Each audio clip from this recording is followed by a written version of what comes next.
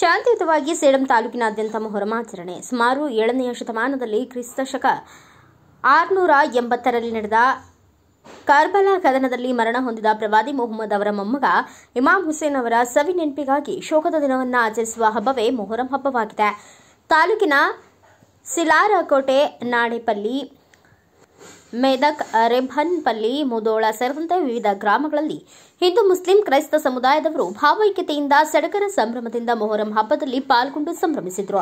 ಧರ್ಮದ ಉಳಿವಿಗಾಗಿ ಧರ್ಮ ವಿರೋಧಿಗಳ ಜೊತೆ ಪರಿವಾರದ 70 ಜನ ಸದಸ್ಯರು ಕರ್ಬಲಾ ಮೈದಾನದಲ್ಲಿ ಇಮಾಮ್ ಹುಸೇನ್ 10 ದಿನಗಳ ಕಾಲ ಯುಜಿದನೆಂಬುವವನನ್ನು ಹಾಗೂ ಅವರ ಸೈನಿಕರ ವಿರುದ್ಧ ಹೋರಾಟ ಮಾಡಿ ತಮ್ಮ ವೀರಗತಿಯನ್ನ ಹೊಂದಿರುತ್ತಾನೆ. ಅವರ ಸವಿ ನೆನಪಿಗಾಗಿ ಮುಸ್ಲಿಮರು ಬಲಿದಾನದ ಪ್ರತೀಕವಾಗಿ ಜಗತ್ತಿನಾದ್ಯಂತ ಮೊಹರಂ ಹಬ್ಬ ಆಚರಿಸಲಾಗುತ್ತದೆ ಎಂದು ಮುಸ್ಲಿಂ ಬಾಂಧವರು ಭಾರತ ವೈಭವ ವರದಿಗಾರರೊಂದಿಗೆ ತಮ್ಮ ಅನಿಸಿಕೆಗಳನ್ನು ಹಂಚಿಕೊಂಡಿದ್ದಾರೆ. ಮೇದಕ್ ಗ್ರಾಮ ಪಂಚಾಯಿತಿ ಉಪಾಧ್ಯಕ್ಷರು ಡಾಕ್ಟರ್ ಮಧುಸೂದನ್ ರೆಡ್ಡಿ ಪಾಟೀಲ್, ಪ್ರಕಾಶಗೌಡ, ಮಹಿಪಾಲ್ ರೆಡ್ಡಿ, ಭೀಮರೆಡ್ಡಿ, ಯಾಕೂಬ್ ಅಲಿ, ಸಿದ್ದಯ್ಯ ಸ್ವಾಮಿ ಸೇರಿದಂತೆ ಇನ್ನಿತರರು ಉಪಸ್ಥಿತರಿದ್ದರು.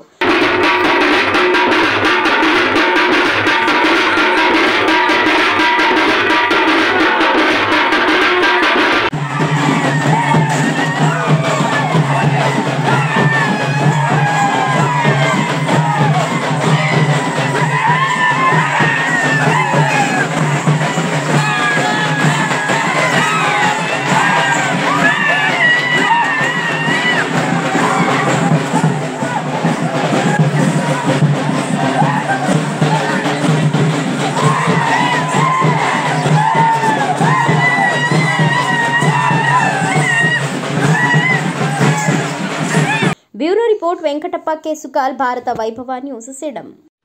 Thanks for watching. Read, discuss and debate with editor Dr. Yan Prashant Rao. Wanted reporters in print, digital and visual media for Bharat Vaibhav Daily Newspaper, BV News 5 Channel and BV Fast Web News from all the talukas of Karnataka, Goa and Maharashtra. If interested, send your resume to 9019229369.